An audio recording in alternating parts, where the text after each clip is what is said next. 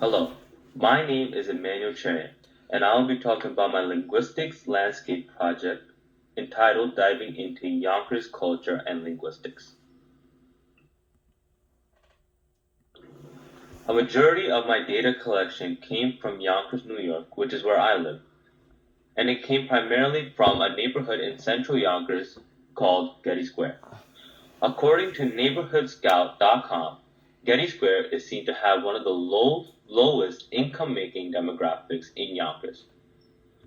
Additionally, it is also known to be one of the more ethnic and culturally diverse areas in Yonkers. As we can see in this neighborhood of Yonkers, that it is home to many Hispanic citizens, making up to 43.21% of the area's population, according to zipdatamaps.com, which is why the signs needed translations for the locals in the area.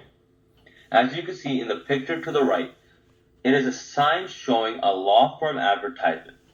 It shows the different types of accidents that they cover, both in English and in a Spanish translation.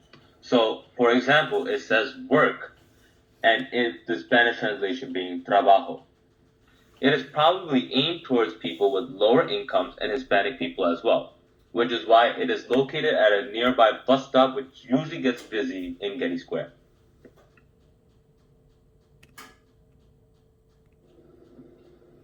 As we saw in the previous slide, this billboard from Affinity Health Plan aimed to achieve similar goals, once again showing their target audience being Hispanic people and low-income demographics, which primarily make up the area.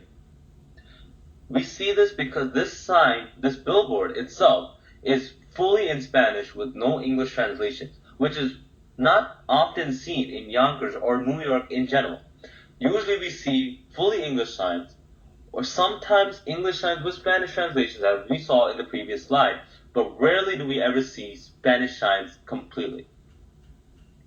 On the sign itself, you could translate it to saying, live at full throttle with the essential plan, which is their slogan. Having friends in this area, I have been told that these types of signs and billboards that are up in most places along Riverdale and Getty Square has really helped their parents and others they know.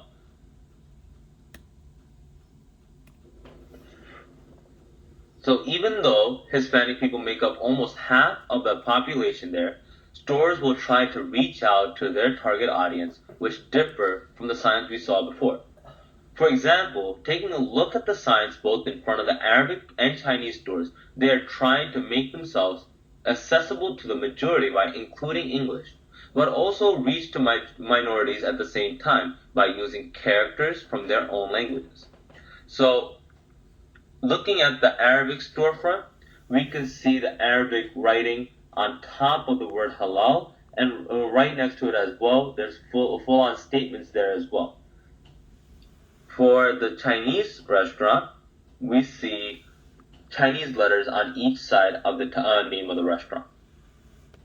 So from these signs and those shown previously, especially the one we saw before, we see covert prestige. This is because they are using linguistic landscapes in such a way that does not adhere to dominant societal norms.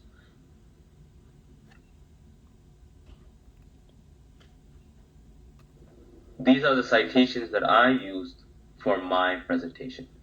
Thank you very much.